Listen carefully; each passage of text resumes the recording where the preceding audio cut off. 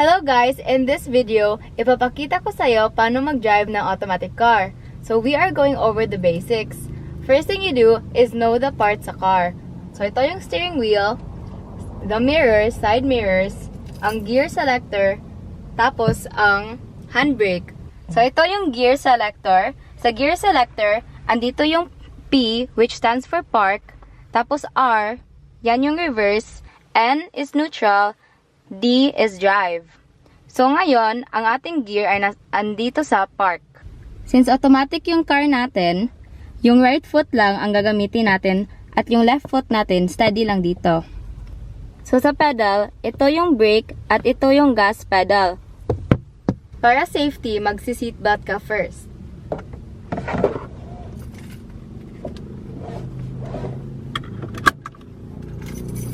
So, bago kayo magpa-under ng iyong sasakyan, make sure yung emergency brake nyo ay naka-engage, meaning nakataas.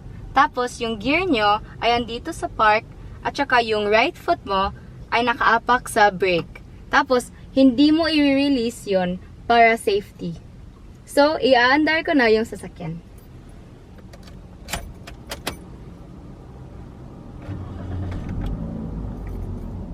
So, pwede na natin i-turn on yung aircon. So, ang hand position mo sa steering wheel ay 10 and 2 o'clock. So, meaning, titingnan mo yung steering wheel na parang orasan. Tapos, ilagay mo yung left hand mo sa 10 o'clock at yung right hand mo sa 2 o'clock. So, bago kayo magpatakbo, i-make sure nyo na ang steering wheel nyo ay nakasentro. So, para ma-check yan, pwede nyo isagad yung steering wheel nyo sa right.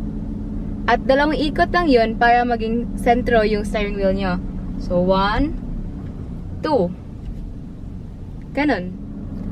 So, kapag magpapatakbo kayo, konti lang yung movements mo sa steering wheel. Ganito lang. Hindi yung ganito. Ganito lang. Okay? So, kapag iikot kayo, gagamitin nyo ng hand over hand. Ito yung hand over hand. Ayan. Sa kabila naman. Okay guys, magpatakbo na tayo. Remind nyo lang na hindi ko inalis yung right foot ko sa brake pedal since I started the engine. So tapos, ilagay natin yung gear natin sa D. Kasi yung D, yan yung drive. Tapos, i-release nyo yung handbrake nyo. Nakita nyo to? Pipindutin nyo to. Bago kayo magpatakbo, check nyo yung mirrors nyo at saka blind spots nyo na walang sasakyan. So guys, patakbo na tayo. So kapag tatakbo kayo, slowly nyo lang i-release yung paa nyo sa brake pedal.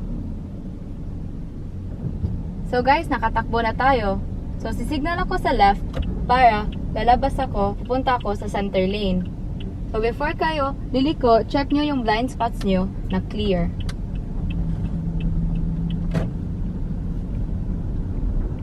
So, tatapak ako sa gas pedal, slightly lang.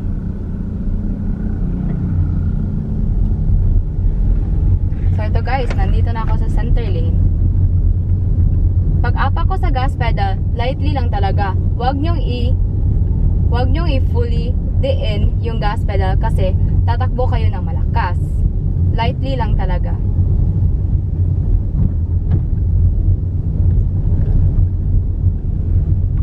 So guys, liliko tayo ng right doon sa corner.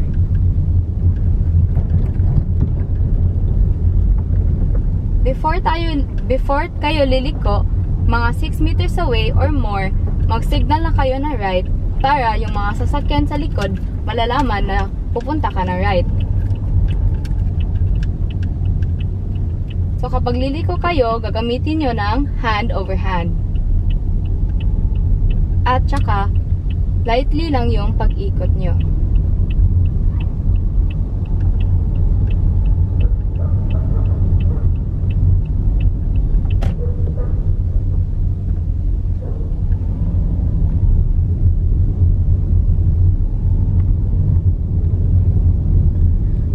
So guys, liliko rin tayo. Signal tayo na right. Check natin yung kalsada na clear. Tsaka hand over hand.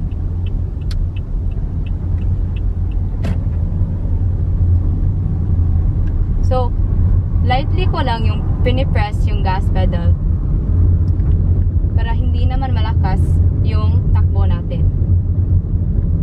Kapag pupunta kayo sa center lane, signal kayo, tapos tingin sa side mirror and slowly kayo papasok sa lane na gusto nyo.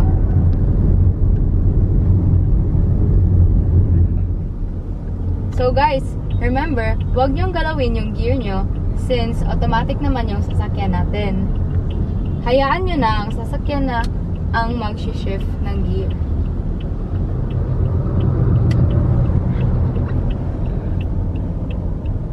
Dapat lagi kayo tumitingin sa mirrors nyo, ha?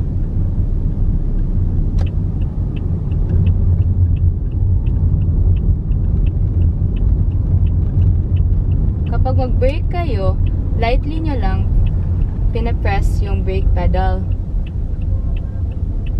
hanggang pupunta siya sa full stop.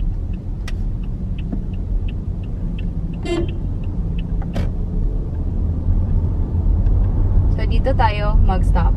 So, kapag mag-stop kayo, lightly nyo lang ipapress yung brake pedal until mag-full stop yung sasakyan.